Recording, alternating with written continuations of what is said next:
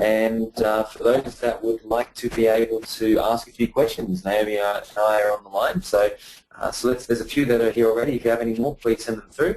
But the first question has come from Silvana. So this is getting back to, I think, point 2. And Silvana, you've said, I get lots of requests to connect from people I don't know. I'm reluctant to connect when I don't know them. However, more connections are possibly getting the word out there.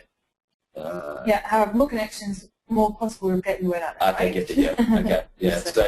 So that's a good point. And I mean, listen, so there's the 2 streams that we spoke about. There's the value-adding LinkedIn user, or there is the lion. So if you're a lion, it's a different strategy versus the value-added LinkedIn user. See, so a lion would say that they are looking to get a message out there to as many people as possible, and their belief is that by connecting with anyone and everyone, and that some people have like 30,000 plus connections, and they feel that they can promote and market their products and services, and that will win the business. Now, I'm sure there's some examples of people that are doing that successfully. I haven't met many people who've done that strategy successfully, which is why we recommend and advise in most instances. There might be the instances that counteract it, but 99% of the time we recommend, having, I don't want to say rules, but having a process for qualifying who you let into your network and who you don't. Yeah. Because it's about the trust that's in your network. And LinkedIn is an amazing tool for helping you capture the amount of trust that is in your community. And if you don't know people and you let them into it, then when you do advanced searches and things like that, you get a whole bunch of people, coming back is like, wow, there's 15 people who could introduce you, but you don't know any of them. So a lot of times it's a bit of a false network, and it's more of a branding marketing method, but it's also branding and marketing to people who don't really believe or understand perhaps what you actually do. I think the real power of LinkedIn is about being able to leverage the trust in your network. Absolutely. So if you don't know this person, the question we ask is, will you be able to build up trust with them? Or is there any trust there whatsoever that you can leverage? Of course, the person might be a lead. So this is something that's really, really important. We have a lot of requests, certainly, both myself and Mike. You are Mike. We have a lot of requests coming in, and we don't have a clue who they are. And sometimes they've sat in a live event where one of us has been speaking, or we just simply don't know them, but they've seen our content and they want to connect. So we actually write back to them and say, hey, thank you, what's the reason for connecting? We say it nicely.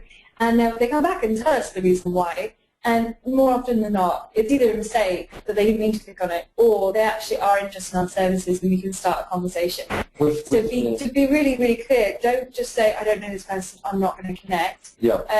Just ask them why they're connecting. We do recommend when you do reach out to people, you say what your purpose is for connecting. However, sometimes, and I had this happen the other day, I clicked to connect with someone, I wanted to send them a personalized message to say why, and it went automatically, and sometimes it just happens, and I could have then tell them why. So, that's a great reason to ask them. We've found out of interest that when you ask people why they're asking to connect, that about 15% of them have turned into clients, haven't they?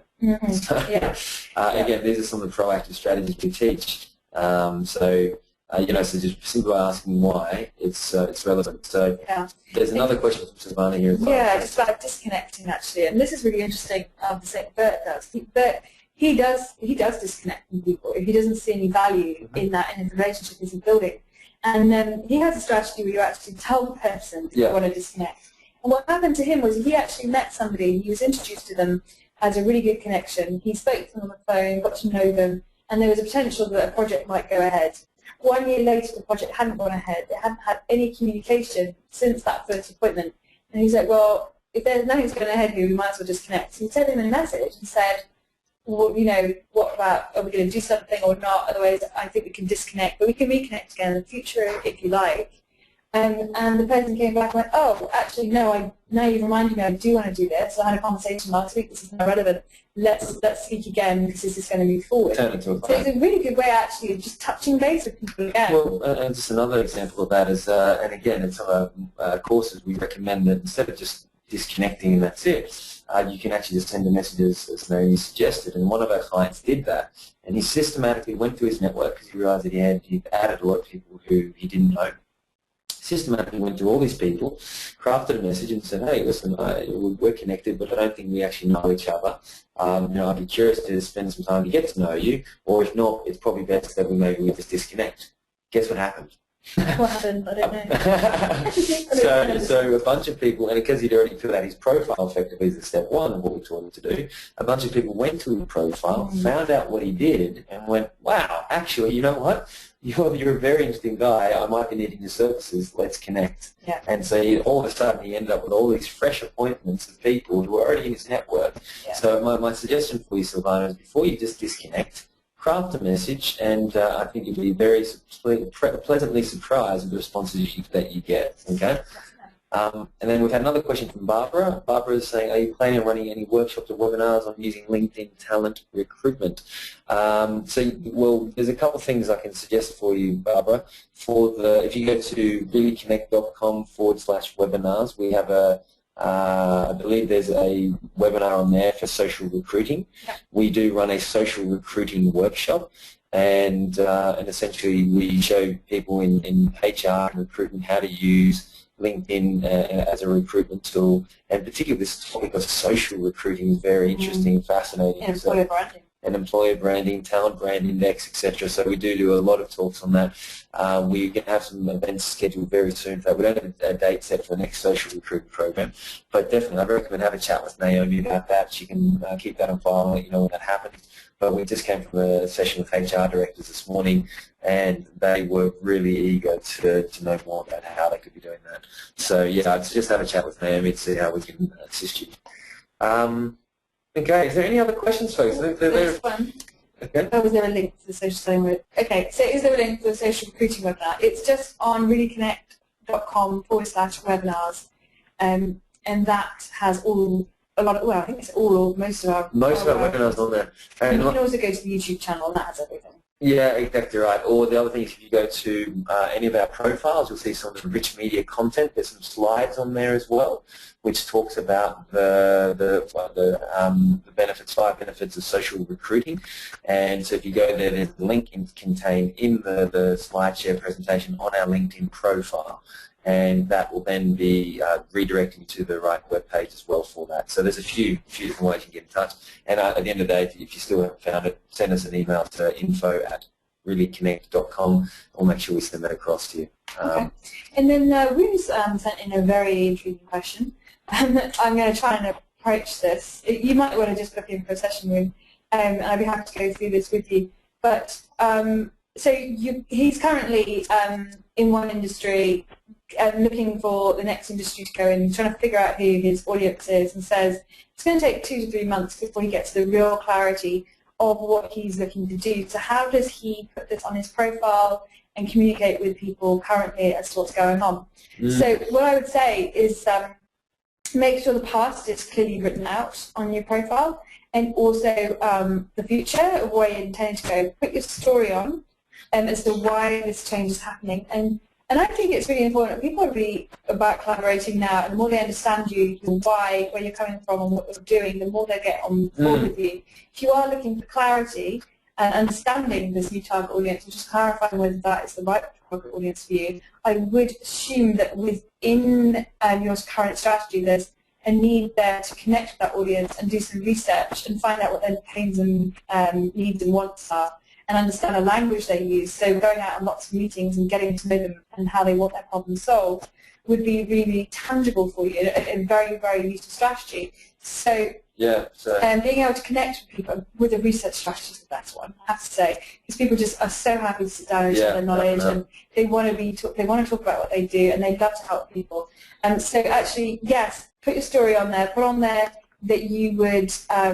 That would mean everyone in my company knows. Okay, right. So you don't. Okay. If you've got an issue with no, you don't want anyone in your company to know, just keep the public face as a public face is. Then run your advanced searches. Find the people you want to connect to for your new thing, and then send them a message. And in that message, clearly outline the transition you're looking to make and why you want to be in contact with them and what you'd love to receive from them at this stage. Normally we don't talk about giving before receiving, but in your case, you're looking to do research and ask them, would they mind coming out for dinner with you? You'll make it worth their while. So would they come out? Like, I'd love to take you out for coffee and just ask your opinions on this and get your insights. And if there's any way I can serve you, I would love to do that. So thank you. And then, so you would do all that privately, build up all those links and all that information privately, and then when you are ready to go ahead publicly, you would then put it on your profile. Yeah. But if you are someone who can go public right now, which I spoke to someone this morning, she was an intern at a charity, and her whole strategy was, I need to do research on this, this, and this. And I was like, well, put it on your profile and ask people why they should get involved with your research and how it would benefit them. And you'd be so surprised how many people will come around and actually do that. Yeah. You know, flattery is a great way to connect with people, William. So, genuine flattery. So if you do some advanced searches, target people and do exactly as name you're suggesting, say, hey, listen, you seem like someone who's well connected to this area. I'm looking to craft a business in this space, and I'd love to connect with someone who's experienced as you are to see if we could share some insights around that. You know, and the introductions, that is a really good one. It's so easy to introduce someone of that in that angle. Exactly. And then once you've met with one person, connect them on LinkedIn, and at the end of the conversation, say there'll be some key things that come up in the conversation. So of these 5 things, I'm really interested in knowing more about this. Who do you know that I can speak to? Yeah. Of these 5 things, and take it from there. And obviously, leave the conversation by saying, let's connect on LinkedIn. There's so much I can say. I actually might write a paper about the research strategy because there's so much about it. It's a very cool strategy. Excellent. So, any other final questions, folks? Thank you for sticking around, and you've got some good questions coming through. So, hope it's been valuable. Hope you've learned a lot. And the other thing I just suggest too, folks, is that if you're interested in staying in touch with us, feel free to follow our company page. We've got a Facebook group, we've got a company page, Really Connect. If you just type Really Connect into the search box at the top of LinkedIn, you can go there. Follow us on Twitter. Stay in touch with us. And, we produce and release a lot of great content regularly. So, if you want to stay in touch, feel free to do so. And if you enjoyed this, feel free to let others know about it. Suggested the web address for the webinar series is reallyconnect.com/spring. And essentially you can let people know about the Spring Webinar Series. And unless there's any final questions, I think we'll bring it to a close. Who just said about sharing, actually? The more people who are using LinkedIn correctly, and the more people they are connected with, the more people using it, like following social etiquette, the more value all of us will get. So share this, get as many people as you can using it properly. And, because at the moment it's alien for someone to get a introduction referral and they don't know what to do with this. You're going to get stuck, but actually the more we all get really good at this and make it part of our culture. And support your business. Yeah, it's going to do so much better. Excellent. Terrific. Well, thanks for your time, Naomi. Thank you for your time, Mike. Oh, you're welcome. Oh, thank you. And I hope you've enjoyed it, guys. Thanks for sticking around. And again, if you've got questions, please let us know. And if you haven't done so already, I'd recommend that you book in a time to have a chat with Naomi about your direct strategy. reallyconnect.com/accelerator. And until next time, I look forward to then. All the best, and if we can help you at all, let us know. Take care. Bye. Bye.